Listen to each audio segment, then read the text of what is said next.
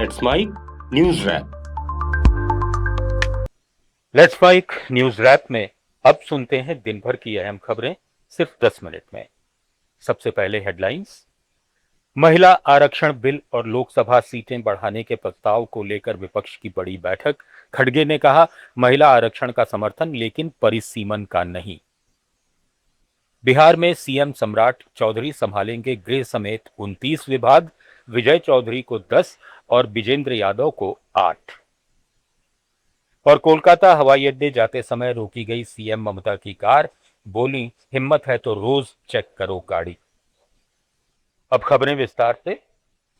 केंद्र सरकार के महिला आरक्षण बिल और लोकसभा सीटें बढ़ाने के प्रस्ताव को लेकर नई दिल्ली में विपक्ष ने बड़ी रणनीतिक बैठक की।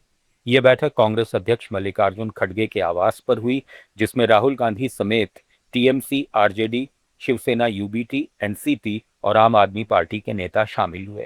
सरकार ने 16 से 18 अप्रैल तक संसद के विशेष सत्र में 3 अहम बिल पेश करने का फैसला किया है, जिनमें लोकसभा सीटें 443 से बढ़ाकर 850 करने और 273 सीटें महिलाओं के लिए आरक्षित करने का प्रस्ताव शामिल है।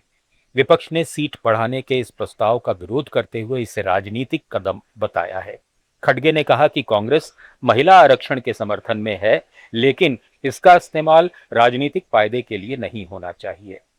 We all have decided we will, though continuously we are supporting Women's Reservation Bill 2010, then even 2023, it is unanimously accepted the constitutional amendment. And we are insisting that they should implement that whatever earlier amendment is passed. And secondly, that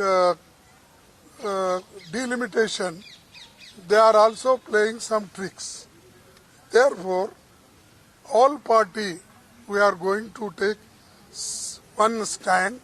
We unitedly should fight in parliament. पश्चिम बंगाल की मुख्यमंत्री ममता बनर्जी द्वारा delimitation का मुद्दा उठाने पर केंद्रीय वित्त मंत्री और बीजेपी नेता निर्मला सीतारमण ने कहा कि क्या ममता बनर्जी ये कहना चाहती हैं कि महिलाओं को आरक्षण के लिए इंतजार करना होगा और वे इसमें सहयोग नहीं करेंगी। पश्चिम बंगाल के पूर्व बर्धमान में मीडिया से बात करते हुए उन्होंने कहा कि ममता बनर्जी खुलकर अपनी बात रखें और स्पष्ट करें कि क्या वे महिलाओं के आरक्षण को रोकने की कोशिश कर रही हैं। Surprised. Mamata Banerjee ji is a lady. She knows the history of women's reservation. 96 onwards we are hearing. 2010 there was an attempt. We couldn't make it at all. And is she suggesting that women have to wait for any longer and she will not cooperate? Let us say that openly. I challenge her. Is she trying to stop the reservation for women and putting fear in the mind of people in Bengal where there is no need for fear? It's a reservation. There will be a delimitation committee. There will be that commission which sits in every state. They will talk with everybody, with all political parties, and then only a call will be taken. So why? इधर राजस्थान के पूर्व मुख्यमंत्री अशोक गहलोत ने परिसीमन के मुद्दे पर दक्षिण भारतीय राज्यों की चिंताओं को वाजिब बताया। जयपुर हवाई अड्डे पर मीडिया से बातचीत में उन्होंने कहा कि प्रधानमंत्री नरेंद्र मोदी को दक्षिण की आशंकाओं को बहुत गंभीरता से लेना चाहिए, वरना स्थिति बिगड़ सकती है। गहलोत ने तमिलनाडु के मुख्यमंत्री एमके स्टालिन के बयान को खतरनाक संकेत बताते हुए कहा कि 1950 और 60 के दशक जैसे दक्षिणी आंदोलन दोबारा नहीं उठ खड़े हैं। उन्होंने महिला आरक्षण और परिसीमन को अलग अलग रखने और 2011 की जनगणना के आधार पर सीटों के विस्तार पर सवाल उठाए और केंद्र पर जल्दबाजी और राजनीतिक चाल चलने का आरोप लगाया। आप इसको लोकसभा या अधिवेशन बुला लिया संसद का, कहा तो क्या भाई, आप 10-15 दिन रुक सकते थे। चुनाव के बाद में आप ऑल पार्टी मीटिंग बुलाते, सबसे बात करते और जो बिल पास हुआ सबकी सहमति से, सबकी भागीदारी होती, वो नहीं करेंगे। जानबूझ करके ये अगर पास नहीं हो पाया तो ब्लेम करेंगे विपक्ष को। उसकी तैयारी एडवांस भी कर ली लोगों ने, और पास हो जाएगा तो हम हवाई ले लेंगे। ये हर चीज में राजनीति करना उचित नहीं है। ये महिलाओं का मामला है, ये हमारा मुद्दा था, ये राजीव गांधी का मुद्दा था जिसमें आरक्षण दिया महिलाओं को पहली बार पंचायत राज में और इस निकाय के अंदर। तो असली मुद्दा तो कांग्रेस का है, शुरुआत राजीव गांधी जी ने करी थी, और इसको हम आगे बढ़ाने पर ध्यान दिया है कि आज एनडीए गवर्नमेंट को, बीजेपी को झुकना पड़ा, जो महिला विरोधी कहलाती थी पहले जनसंघ के वक्त से ही। अब इनको भी महिलाओं की पैरवी करनी पड़ रही है, और महिलाओं को लेके बड़ी बड़ी बातें मोदी जी भी कर रहे हैं। इसके साथ ही गहलोत ने राजस्थान में पंचायत और स्थानीय निकाय चुनाव नहीं कराए जाने को संवैधानिक ब्रेकडाउन करार किया। उन्होंने कहा कि इन चुनावों को लंबे समय से टालना संविधान की मूल भावना का उल्लंघन है और इससे लोकतंत्र कमजोर हो रहा है। उन्होंने राज्यपाल और राष्ट्रपति से तुरंत हस्तक्षेप करने और तत्काल चुनाव कराने की मांग की। गहलोत ने आरोप लगाया कि भाजपा सरकार चुनाव से घबराई हुई है, सुप्रीम कोर्ट और हाई कोर्ट के आदेशों की भी अनदेखी की जा रही है।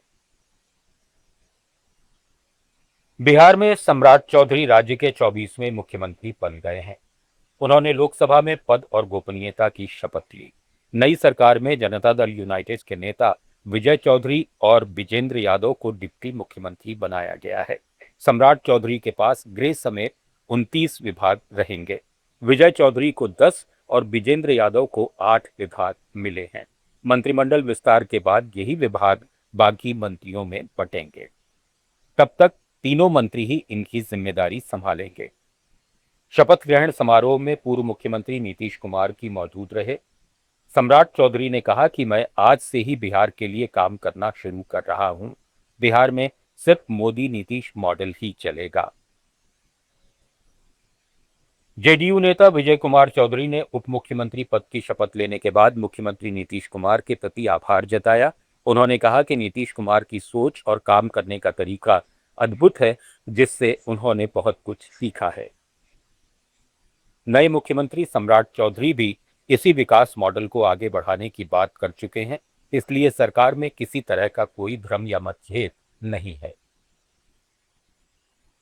वहीं बिहार विधानसभा में नेता प्रतिपक्ष तेजस्वी यादव ने कहा कि सम्राट चौधरी बिहार की जनता के चुने हुए मुख्यमंत्री नहीं है। जनता ने जनादेश नहीं दिया था, नीतीश कुमार को भाजपा ने खत्म कर दिया है। पश्चिम बंगाल की मुख्यमंत्री ममता बनर्जी ने आरोप लगाया है कि कोलकाता हवाई अड्डे जाते समय केंद्रीय बलों ने उनकी गाड़ी को रोककर जांच करने की कोशिश की। उत्तर दिनाजपुर के इस्लामपुर में चुनावी रैली को संबोधित करते हुए उन्होंने इस पर कड़ा विरोध जताया और कहा कि अगर हिम्मत है तो रोज उनकी गाड़ी की जांच की जाए। इस विवाद की पृष्ठभूमि में टीएमसी के हालिया आरोप भी जुड़े हैं, जिसमें पार्टी ने चुनाव आयोग पर पक्षपातपूर्ण रवैया अपनाने का आरोप लगाया है।